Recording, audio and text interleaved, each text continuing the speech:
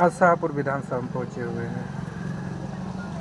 हुए हैं। कई दुख की घटना एक दो जगह थी, सब जगह मिलने पहुँचे थे। उसी दरमियान बिहिया गांव पे भी आए हैं। लोग कह रहे हैं कि कम दिखाई दे रहे हैं, जो विपक्षी की भूमिका होती है, क्या वो निभाएंगे? लोग क्या कहते हैं ये हमको नहीं पता। हम हमेशा आते जाते रहते हैं, ऐसा कोई बात नहीं है। अब लोग को तो पता नहीं चलता है कि शाहपुर में हम किस गांव में आए और कैसे निकल गए। मान लिया ऐसा कोई मशीन तो है नहीं कि हम एंट्री हुए और सभी लोग को पता लग गया कि हम मौजूद है। तो जहां हमको ज़रूरत पड़ती है, जहां अपने लोग होते हैं, जहां जाना होता है, हम निश्चित तौर पे पहुंच जाते हैं। चुनाव हारने के बाद शाहपुर विधानसभा में जो जनता की समस्या है, क्या वो आप उठाते रहेंगे? जनता की समस्या उठाते रहेंगे और करते रहेंगे। जो जिनको चुने गए हैं उनकी जिम्मेवारी है, वो जनता उनसे पूछ सकती है, समझ सकती है। मेरा ये काम नहीं, मेरा जो भी काम है, जो अपने कार्यकर्ता है, जो लोग कहेंगे, जो विकास से समस्या को बताएंगे, निश्चित तौर पे हम काम करने का प्रयास करेंगे। सम्राट चौधरी को जब से गृह मंत्रालय मिला है, देखा जाए तो बिहार में बुलडोजर चल रहा है, गरीबों का घर तोड़ा जा रहा है। अब देखिए, हम तो 10 साल यहाँ का प्रतिनिधित्व किए हैं और 10 साल में भी इन्हीं लोग की सरकार रही है, लेकिन कभी 10 सालों में एक भी अतिक्रमण मेरे द्वारा या मेरे प्रयास के द्वारा नहीं हुआ है।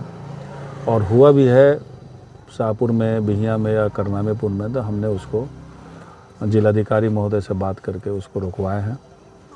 ठीक है, आप अतिक्रमण के नाम पे आप रोड से 4 फीट रोड क्लियर कर सकते हैं, लेकिन अब 20-20 फीट 30-30 फीट अंदर जाके, जहां आपको चौड़ीकरण की कोई योजना नहीं हो और दुकान चल रहा हो, एक तल्ले पे दुकान चल रहा हो, लोग कस्टमर ऊपर हैं या दुकानदार ऊपर हैं, उनकी सीढ़ी आप तोड़ दीजिए, बिना नोटिस का आप तोड़ दीजिए, तो ये गरीबों के साथ अत्याचार है और ये सही कदम नहीं है। करोड़ों रुपये का नुकसान शाहपुर विधानसभा क्षेत्र में लोगों को हुआ है। करनामेपुर हो, बिहिया हो, शाहपुर हो, सभी लोगों को तोड़ दिया गया बिना नोटिस के।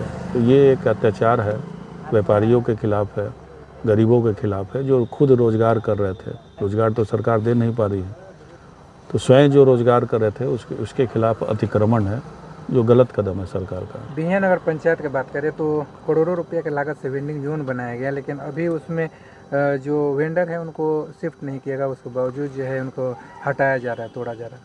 अब देख लीजिए, सरकार यहाँ बड़ा बड़ा नगर निगम से लोग नाला बनाए हैं, नाला का कवर बनाए हैं, अतिक्रमण के नाम पे उसको तोड़ दिए हैं। वेंडिंग जोन बनाने जो आप बता रहे हैं, अभी तक उसकी शुरुआत नहीं हुई, उसको अब ख़त्म करने की बात हो रही है।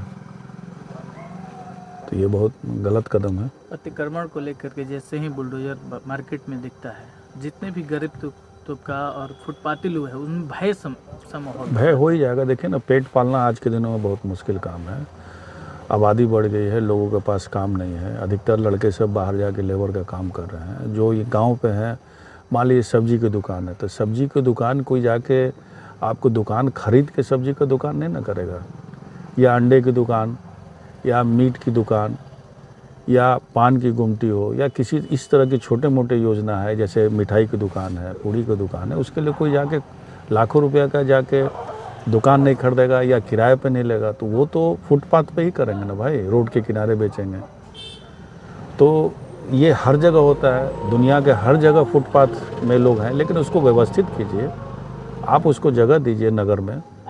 नगर में आप सब्जी मंडी जगह है, उसको व्यवस्थित कीजिए। नहीं है तो बिहार सरकार की ज़मीन बहुत सारी बची हुई है, उसमें शिफ्ट कीजिए। अब अचानक आइएगा, लोग उठा के सब सोचिए कि ठेला 5,000, 6,000, 7,000 का ठेला बनता है, 10,000 का ठेला बनता है, उस ठेला को तोड़ दिया आप, उस गुमटी को तोड़ दिए। तो इतना मुश्किल से लोग कर्ज लेके वो ठेला और गुमटी बना रहे हैं, उसको आप बर्बाद कर रहे हैं। मेरे समय में तो ऐसा नहीं हुआ था, ये जनता को पूछना चाहिए। सदन की अभी कार्यवाही चल रही थी और उसमें जो है कि सम्राट चौधरी के द्वारा ये कहा गया कि बिहार में जो भी अपराधी है वो बचेंगे नहीं, पाताल लोक से भी ढूंढ के निकाला जाएगा, सलाखों के पीछे डाला जाएगा। क्या लग रहा है अपराध जो है मुक्त होगा बिहार? अपराधी तो शुरू से लोग पकड़े, इतना देर से तो 20 साल से तो वही लोग थे। मुख्यमंत्री नीतीश कुमार जी के पास गृह मंत्रालय था। अपराधी तो रोज़ पुलिस पकड़ती ही है, अपराध करते हैं लोग, पकड़े जाते हैं, जेल जाते हैं। ये तो शुरू से होते आया है, कोई नई बात नहीं है, सरकार इन्हीं लोग की है।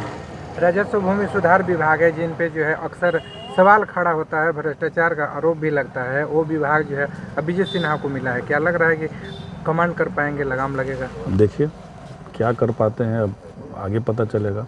हाँ, लेकिन भ्रष्टाचार के आरोप लगते रहते हैं। हाँ।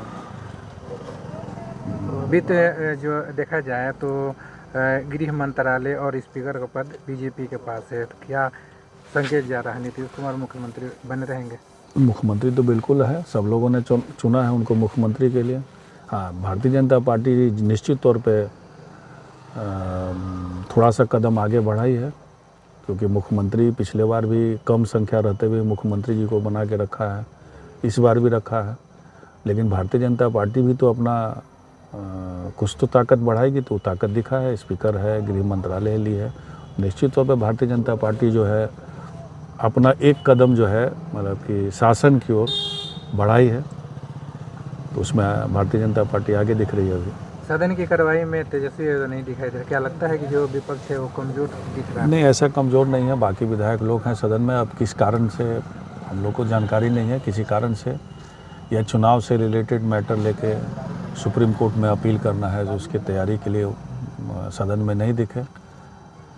कपिल सिब्बल जी के साथ उनका एक साक्षात्कार भी दिखा है, इसका मतलब वो दिल्ली में है और अपने वकील से राय मशवरा कर रहे हैं कि इस तरह का जो पैसा आया है चुनाव के दरमियान, जीविका लोगों को जो पैसा मिला है चुनाव के 1 दिन 2 दिन पहले तक अकाउंट में पैसा आया है, तो वो गैर संवैधानिक है। मतलब चुनाव के दरमियान आचार संहिता में इस तरह का पैसा आना गलत है। कई स्टेटों को रोका गया है और बिहार में नहीं रोका गया है, तो इस चीज़ों को हो सकता है अपील करने के लिए सुप्रीम कोर्ट पे दिल्ली गए होंगे। कुछ दिन पहले हम लोग बीजेपी के जो नेता है भूगोल ओझा, उनसे सवाल किए थे, तो उन्होंने आपके पिताजी को लेके ये कहा था कि जो उनके पुत्र है राहुल तिवारी चुनाव हार गए, इसलिए जो है वो शिवानंद तिवारी जी लालू प्रसाद यादव के बारे में अनाप शनाप लिख रहे हैं। जी नहीं, बाबूजी कभी भी किसी के खिलाफ बोलते हैं। ऐसा नहीं है कि लालू जी के, नीतीश कुमार जी जब राज्यसभा से भेजे थे तो उस मंच पे भी देखे होंगे मोदी जी को लोग हल्के में ले रहा था, लेकिन उनका मंच पे कहना था कि मोदी जी जो है बहुत नीचे से आए हैं, इनको हल्के में नहीं लिया जाए। ये बात लोगों को नहीं अच्छी लगी उस समय। तो ये सदा जो है हमेशा जो है जो उनको गलत लगता है, सही लगता है, अपना बयान देते रहते हैं। उनकी अपनी व्यक्तिगत बयान रहती है। नीतीश कुमार जी के भी खिलाफ बोल देते हैं, लालू जी के भी खिलाफ बोल देते हैं, तो उनकी अपना निजी है, सब लोग उनके बारे में जानते हैं कि वो अपना बयान देते रहते हैं अपने समझ से। अभी भी जो जब सदन की कार्रवाई चल रही थी तो उस समय भी मीडिया में खबर चल रहा था कि वो पिताजी पोस्ट किए हुए थे कि यहाँ पे सदन की कार्रवाई चल रही है। अभी वो पिताजी बोले ना, तो पिताजी अब यूरोप, हमने बताया दिल्ली में है, उनकी अपनी व्यक्तिगत लिखते रहते हैं, जिससे पार्टी से तो कोई लेना देना नहीं है। और हम भी उनकी उम्र हो गई है, उनकी अपनी राजनीति, क्योंकि राजनीति बहुत दिनों से वो करते आए हैं, तो उनको जैसा अच्छा दिखता है, जिस समय तत्काल उनको जैसा लगता है उस हिसाब से अपना बयान उस हिसाब से अपना लिखते रहते हैं। मैंने आज भी जो संबंध है वो लालू प्रसाद, मेरा आज राष्ट्रीय जनता दल में हम हैं, पार्टी में है, मेरे संबंध पार्टी के प्रति है, सब अच्छा है। अब उनका बयान देते रहता है, सभी लोग जानते रहते हैं।